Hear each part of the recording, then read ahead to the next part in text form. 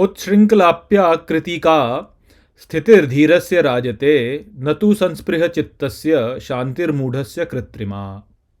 नमस्कार मित्रों, ये जो श्लोक है ये अष्टावक्र गीता के 18वें अध्याय का 52वां श्लोक है, जिसे हम आज गहराई से समझेंगे। तो आइए सबसे पहले इसके अर्थ को समझते हैं। तो जो श्लोक है वो कहता है उत्शृंखलाप्याकृतिका, अर्थात अव्यवस्था में भी अकर्ता रूप से स्थितिर धीरस्य राजते, अर्थात धीर मनुष्य की स्थिति प्रभापूर्ण होती है। न तो संस्पृह चित्तस्य, अर्थात किंतु उत्तेजना से भरे चित्त वाले शांतिर्मूढ़स्य कृत्रिमा, अर्थात मूढ़ की शांति कृत्रिम होती है। तो यहाँ पर जो है अष्टावक्र जनक महाराज से कहते हैं कि अव्यवस्था की स्थिति में भी जो धीर मनुष्य होता है उसकी स्थिति क्योंकि अकर्ता रूप में होती है इसलिए प्रभावपूर्ण ही होती है, किंतु उत्तेजना से भरे चित्त वाले व्यक्ति की जो शांति होती है वह कृत्रिम होती है। तो यहाँ पर हमको जो बताया जा रहा है वो यही है कि देखिए, जब हम कर्तापन का भाव रखते हैं, तो क्योंकि हम कर्तापन का भाव रखते हैं और तब सोचें कि कर्तापन के भाव को रख करके हम जो है शांति को प्राप्त कर लेंगे, तो वो जो शांति हम प्राप्त करेंगे वह किसी क्रिया के द्वारा प्राप्त की गई होगी, और क्योंकि वह किसी क्रिया के द्वारा प्राप्त की गई होगी इस कारण से वह नष्ट होने वाली होगी, वह सदा के लिए नहीं रह सकती। तो यदि हमें सदा के लिए रहने वाली शांति चाहिए तो वह ऐसी ही शांति होनी चाहिए जो कि अकर्तापन रूप से हो। तो ये लॉजिकली जो है यहाँ पे हमको जो पिछले श्लोक में बताया गया था उसी को जो है बताया जा रहा है यहाँ पे कि देखिए, यदि आप कर्तापन का भाव रखते हैं और आप सोचते हैं कि मुझे उससे शांति मिल जाएगी, तो वह जो शांति है वह कृत्रिम है ना। आपने क्रिया की तो क्रिया करने के कारण वह शांति उत्पन्न हुई, और क्रिया जो होती है वह हम अनंत तो कर नहीं सकते। इस जगत में आप यदि देखें तो आप कौन सी क्रिया ऐसी है जो कि आप अनंत कर सकते हैं? केवल एक क्रिया है, बाकी और कोई ऐसी क्रिया नहीं जिसको कि हम अनंत कर सकें। क्या क्या क्रियाएं हम करने का सोचते हैं शांति पाने के लिए? देखिए, हम शांति पाने के लिए सोचते हैं कि हम बहुत सारा धन कमा लें। हम धन कमा लेंगे तो भाई हमारे पास में जो है फिर सेफ्टी है, धन का हमारे पास में आश्रय है और धन से जो है हम बहुत कुछ कर सकते हैं। जैसी शांति हम सोचते हैं ना कि भाई मुझे खाना नहीं मिलेगा, मुझे यदि मुझे आश्रय नहीं मिलेगा तो कैसे, उसके लिए धन चाहिए। तो धन को हम सोचते हैं कि इससे हमें शांति मिल जाएगी, किंतु अनंत धन तो हम कमा नहीं सकते। अनंत धन तो हम कमा नहीं सकते, तो इसलिए धन से जो हमें शांति मिलेगी वह कृत्रिम ही हुई ना, और वो थोड़े समय के लिए मिली। या और क्या सोच सकते हैं? बोलते हैं शक्ति मिल जाए मेरे पास, मुझे अधिकार प्राप्त हो जाए कि भाई मैं ऑफिस में सबसे ऊंचा अधिकारी मैं हूँ, या मैं जो है किसी कंपनी का जो है मैं मालिक हूँ। इस प्रकार के हम सोचते हैं कि इससे हमारे को शांति मिल जाएगी।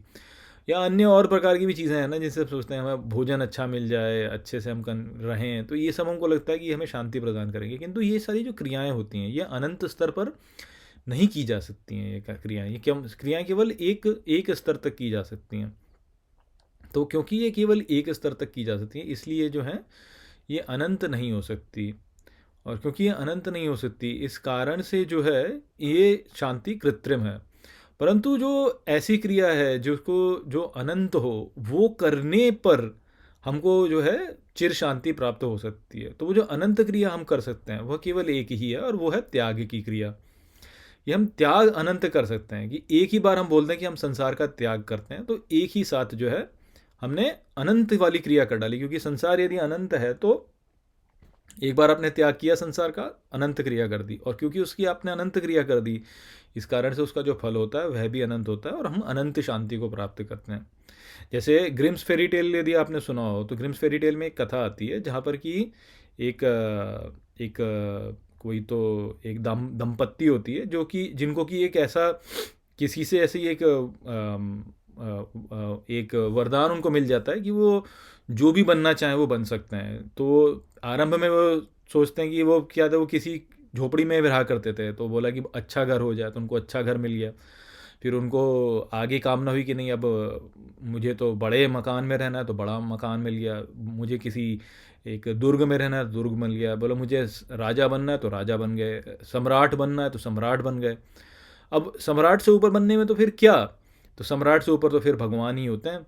तो अंत में उन्होंने फिर यही कामना की कि हम भगवान हो जाएं, और जैसे उन्होंने ये कामना की कि भगवान हो जाएं, तुरंत जो है वह पुनः उनकी झोपड़ी जो थी वो भी नहीं रही।